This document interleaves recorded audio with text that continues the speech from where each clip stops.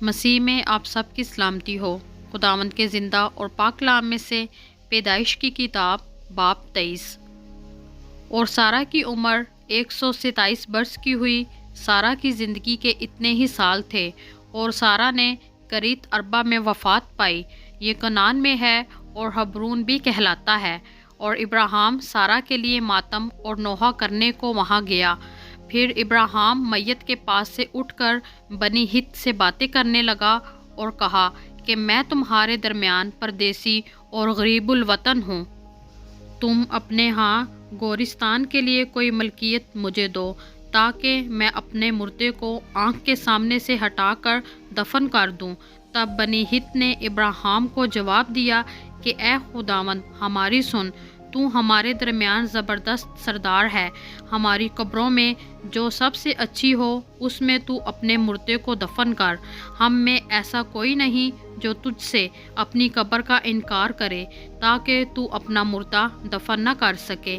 ابراہیم نے اٹھ کر اور بنی ہت کے آگے جو اس ملک کے لوگ ہیں آداب بجا لا کر ان سے یوں گفتگو کی کہ اگر تمہاری مرضی ہو کہ میں اپنے مردے کو آنکھ کے سامنے سے ہٹا کر دفن کر دوں تو میری عرض سنو، اور سوہر کے بیٹے افرون سے میری سفارش کرو کہ وہ مکفیلا کے غار کو جو اس کا ہے اور اس کے کھیت کے کنارے پر ہے اس کی پوری قیمت لے کر مجھے دے دے، تاکہ وہ گورستان کے لیے تمہارے درمیان میری ملکیت ہو جائے۔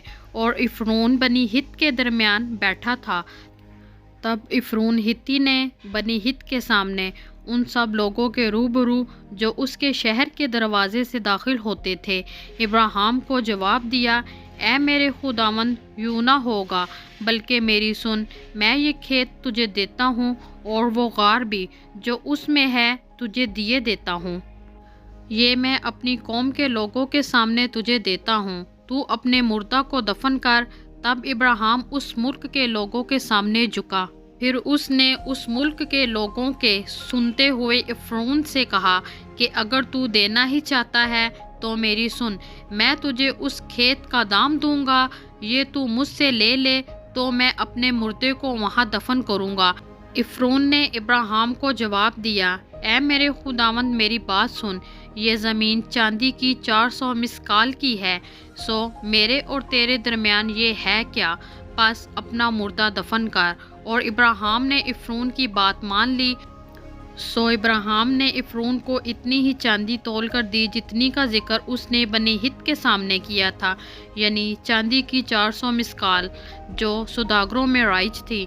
سو افرون کا وہ کھیت جو مکفیلا میں ممرے کے سامنے تھا، اور وہ غار جو اس میں تھا، اور سب درخت جو اس کھیت میں اور اس کی چاروں طرف کی حدود میں تھے، یہ سب بنی ہت کے اور ان سب کے روبرو جو اس کے شہر کے دروازے سے داخل ہوتے تھے ابراہیم کی خاص ملکیت قرار دیے گئے۔ اس کے بعد ابراہیم نے اپنی بیوی سارہ کو مکفیلا کے کھیت کے غار میں جو ملک کنعان میں ممرے یعنی حبرون کے سامنے ہے دفن کیا۔ چنانچہ وہ کھیت اور وہ غار جو اس میں تھا بنی ہت کی طرف سے گورستان کے لیے ابراہیم کی ملکیت قرار دیے گئے۔ خداوند کے زندہ اور پاک کلام میں سے پڑھا اور سنا جانا ہم سب کے لیے باعث برکت ہو۔ خداوند کا شکر ہو، آمین۔